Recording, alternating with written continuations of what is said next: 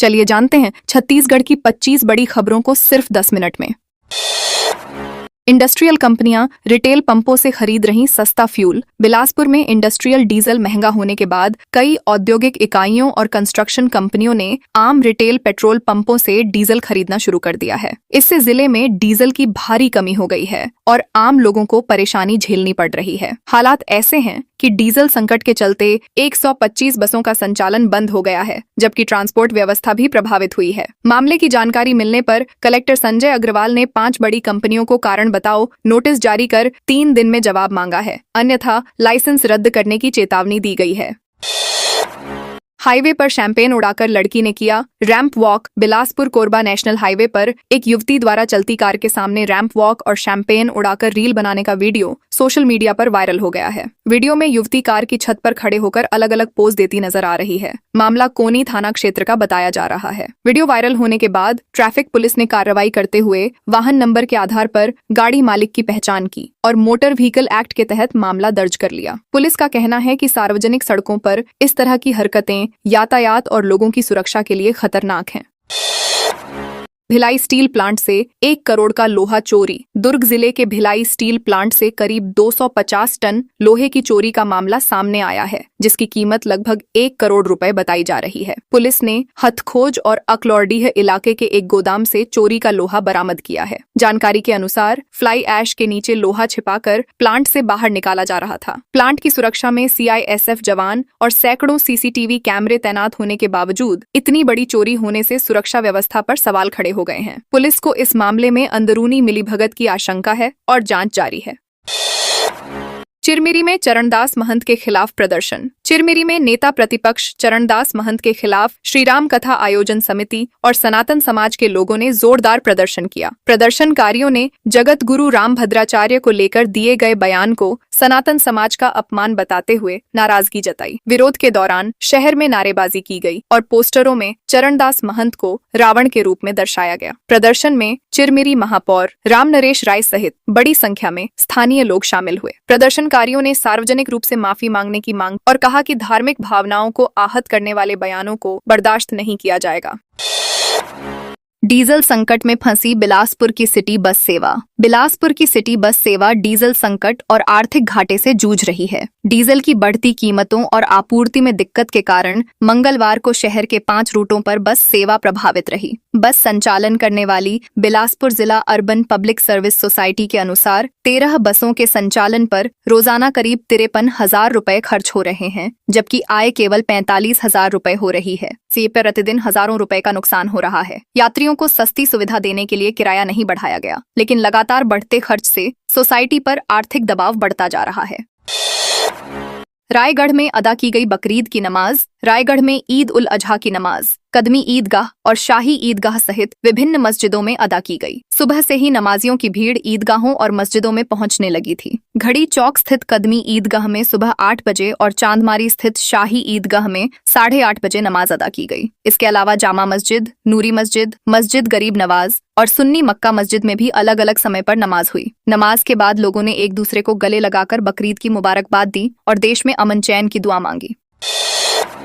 Raipur commissionerate के थानों में होगा ई मालखाना सिस्टम। रायपुर कमिश्नरेट के सभी 21 थानों में अब ई मालखाना सिस्टम लागू किया जाएगा। इसकी शुरुआत सिटी कोतवाली थाने से की गई है। इस नई व्यवस्था के तहत जब्त किए गए हर सामान पर यूनिक बारकोड लगाया जाएगा। बारकोड स्कैन करते ही सामान से जुड़ी पूरी जानकारी तुरंत सामने आ जाएगी। इससे केस से जुड़े सबूतों की निगरानी और सुरक्षा मजबूत होगी। खास बात यह है कि इस सॉफ्टवेयर को छत्तीसगढ़ कैडर के IPS अधिकारी रॉबिन्सन गुड़िया ने विकसित किया है। पुलिस अधिकारियों का मानना है कि इससे मालखानों के संचालन में पारदर्शिता और कार्यक्षमता बढ़ेगी।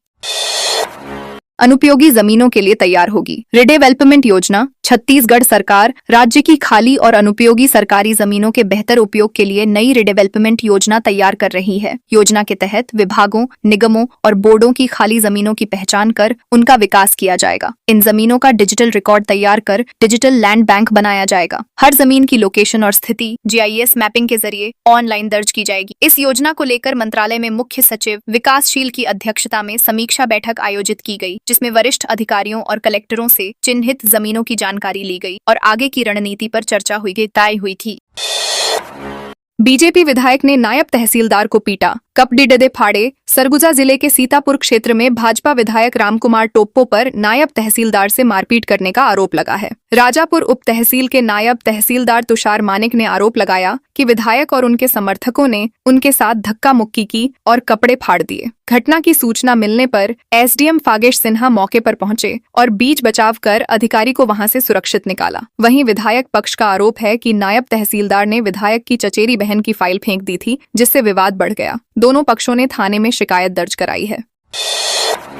218 गुम मोबाइल फोन बरामद, कीमत 40 लाख। कांकेर पुलिस ने गुम हुए मोबाइल फोन तलाशने के लिए चलाए गए विशेष अभियान में बड़ी सफलता हासिल की है। साइबर सेल और विभिन्न थाना स्टाफ की संयुक्त टीम ने करीब 40 लाख रुपए कीमत के 218 मोबाइल फोन बरामद कर उनके असली मालिकों को वापस सौंप दिए। पुलिस ने मोबाइल ट्रैकिंग के लिए तकनीकी अनुसंधान और CEIR पोर्टल की मदद ली। लंबे समय से अपने मोबाइल खो चुके लोगों को जब उनके फोन वापस मिले तो उनके चेहरे खिल उठे। पुलिस अधिकारियों ने लोगों से अपील की है कि मोबाइल गुम होने पर तुरंत शिकायत दर्ज कराएं ताकि समय रहते कार्रवाई की जा सके। बलौदा बाजार में शराब तस्करों पर पुलिस की बड़ी कार्रवाई। बलौदा बाजार पुलिस ने अवैध शराब तस्करी के खिलाफ बड़ी कार्रवाई करते हुए 2 आरोपियों को गिरफ्तार किया है। थाना सुहेला पुलिस ने एक तस्कर का करीब 15 किलोमीटर तक पीछा कर उसे पकड़ने में सफलता हासिल की। पुलिस अधीक्षक OP शर्मा के निर्देश पर यह कार्रवाई की गई। समाधान सेल से मिली सूचना के आधार पर ग्राम साराडीह के पास पुलिस ने घेराबंदी की थी। जांच के दौरान आरोपियों के पास से अवैध शराब बरामद की गई। पुलिस का कहना है कि जिले में अवैध शराब कारोबार के खिलाफ लगातार अभियान चलाया जा रहा है और आगे भी सख्त कार्रवाई जारी रहेगी।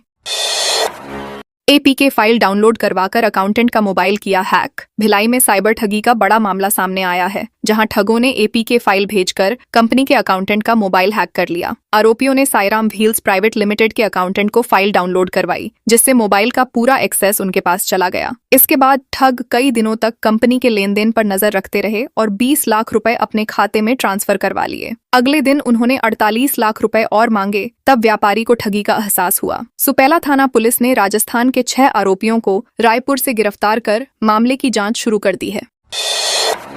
बलरामपुर में अवैध रेत खनन पर बड़ी कार्रवाई। बलरामपुर रामानुजगंज जिले में खनिज विभाग ने अवैध रेत उत्खनन के खिलाफ कार्रवाई तेज कर दी है। रामचंद्रपुर विकासखंड के धौली लिबरा गांव में कन्हर नदी किनारे निरीक्षण के दौरान विभाग ने अवैध उत्खनन में लगी एक पोकलेन मशीन जब्त की। खनिज अधिकारी राहुल गुलाटी ने बताया कि मशीनों से नियम विरुद्ध खनन की लगातार शिकायतें मिल रही थीं। इससे पहले भी विभाग ने पचावल क्षेत्र में अवैध रेत खनन के मामले में एक JCB जब्त कर 1 लाख रुपए की पेनल्टी वसूली थी। विभाग का कहना है कि अवैध खनन करने वालों के खिलाफ आगे भी सख्त कार्रवाई जारी रहेगी। केमिकल से पकाए फलों पर खाद्य सुरक्षा विभाग की कार्रवाई। कोरबा में खाद्य सुरक्षा विभाग ने रसायन से पकाए जा रहे फलों के खिलाफ अभियान चलाते हुए कई दुकानों पर छापेमारी की। जांच के दौरान सड़े गले और केमिकल से पकाए गए फल मिलने पर 10 किलो आम और 4 दर्जन केले मौके पर ही नष्ट कर दिए गए। विभाग की टीम ने Raja fruit centre, Rajesh fruit centre और अन्य दुकानों सहित कुल 11 संस्थानों की जाँच की। अधिकारियों को कई जगह प्रतिबंधित कार्बाइड से फल पकाने की आशंका मिली है। फलों के नमूने जाँच के लिए लैब भेजे गए हैं। विभाग ने दुकानदारों को खाद्य सुरक्षा नियमों का पालन करने की चेतावनी दी है।